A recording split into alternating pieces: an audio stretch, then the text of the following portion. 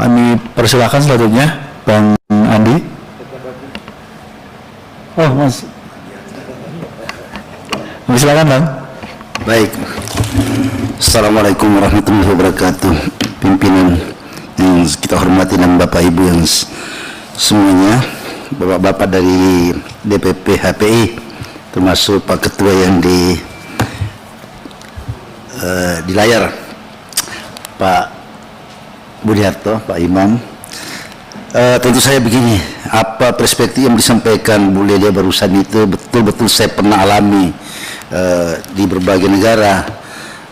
Saya ingin mengatakan bahwa untuk guiding untuk segala macam itu, baik di Turki yang disebutkan tadi maupun di Prancis, kita lewat Dresden untuk ke Jerman itu, setiap pergantian itu negara mewajibkan, negara bersangkutan harus ada guide-nya itu sendiri. Dan boleh guide dari Turki tiba-tiba kita borong lanjut saja ke negara lain, tidak bisa, harus ganti dan harus ada jamnya. Tanpa itu kehadiran kita ke negara bersangkutan untuk mengunjungi beberapa tempat itu terlarang oleh negara itu. Artinya saya ingin mengatakan bahwa di beberapa negara lain memang sudah diatur sedemikian rupa, ada advokasi dari negara. Saya tidak tahu di sistem kepengurusan Bapak di sini kan ada Pak Menteri sebagai penasehat, ada deputy itu juga sebagai penasehat. Apakah dicantumkan saja namanya atau memang ada kontributif dalam hal perjalanan ini? Tapi ini sudah kongres sedang rupanya.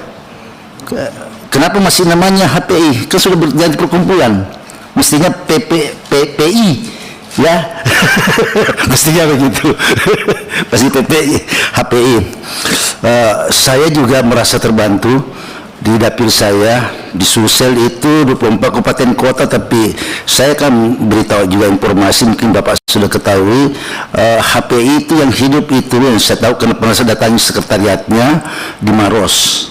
Maros itu aktif, biasa aktif. Bahkan saya bagian dari mereka itu untuk Banti Murung, untuk Leang-Leang, untuk Ramang-Ramang. Bahkan ketika kita datangkan Pak Menteri di sana, mereka yang aktif menemani Pak Menteri dengan teman-teman di sana. Itu yang saya tahu. Kemudian Toraja itu bagus, tapi ya kendala yang tadi seperti yang disampaikan Bapak itu, kebahasaan, bahasa itu Pak, hampir rata-rata itu bahasa. Kemudian satu lagi Pak, di Bulukumba. Bulukumba itu kan sentra wisata juga, pariwisata Bira. Ini saya sampaikan ini dalam kaitan yang saya temukan di lapangan. Karena tepat sekali kalau misalnya bapak-bapak semuanya ada linkage dengan pemerintah setempat itu Pak. Karena saya melihat contoh kembali ke Maros itu, bagaimana kita sebagai dapil Pak DPR ini Pak Ketua ya membantu untuk seragamnya itu baju seragamnya itu kita afirmasikan untuk seperti itu Bapak-bapak ini. Padahal anggapan kita seperti yang disampaikan Bapak sebelumnya, Ibu sebelumnya kan profesional ini ya, harus profesional. Karenanya misalnya sekian provinsi, sekian apakah betul-betul ada keanggotaan 12.209, DPC-nya 189, ada di 34 provinsi. Itu apakah misalnya tidak sekedar papan nama, tapi ada betul-betul dari DPP-nya ini, bapak-bapak semuanya ada afirmasi tertentu. Untuk termasuk misalnya apakah sudah ada laboratorium bahasa sendiri dengan dua usaha tadi di sini nih, apakah bagian itulah usaha. Kalau misalnya di Bali kan sudah selesai, tapi di tempat lain ini. Dan saya juga ingin sampaikan kepada Bapak semuanya, karena kita alami bersama termasuk di Komisi 10 ini, 2 tahun ini kan Bapak-bapak semuanya lebih banyak nganggurnya.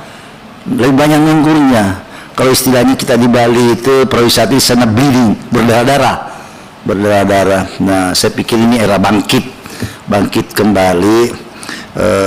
Bagaimana STAR ini. Pak Jokowi sudah membolehkan kita ada pakai masker di tempat umum. Ya, jadi ini hela bangkit bagi pariwisata kita sebagai penyetor devisa pertama atau kedua sesudah sawit itu. Nah, ini jadi kita apresiasi betul tentang kehadiran Bapak di sini untuk berkomunikasi lebih jauh ke depannya tentang apa yang kita lakukan. Tadi Sinampan ngomong-ngomong tadi, saya mencoba Google apakah di dunia ini ada undang-undang prawisata. Ternyata saya tidak menemukan. Adanya undang-undang pariwisata aja semuanya. Prawisata yang diinginkan itu belum temu. Jadi mungkin saya usul konkret saja Pak Ketua, kalau undang-undang nomor 10 itu kita sempurnakan. Mungkin sebelum masa periode ini berakhir sudah kita bisa usulkan itu, Dinda. Apalagi ada 2 naskah akademik dan naskah yuridis, itu juga bagian yang kita pelajari nanti untuk penyempurnaan itu.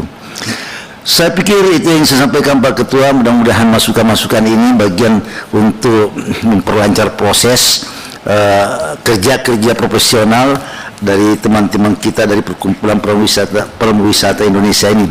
Sekian, Allahumma fiqh lakum taufiq. Assalamualaikum warahmatullahi wabarakatuh. Waalaikumsalam. Terima kasih Bang Andi catatannya dan masukan-masukannya.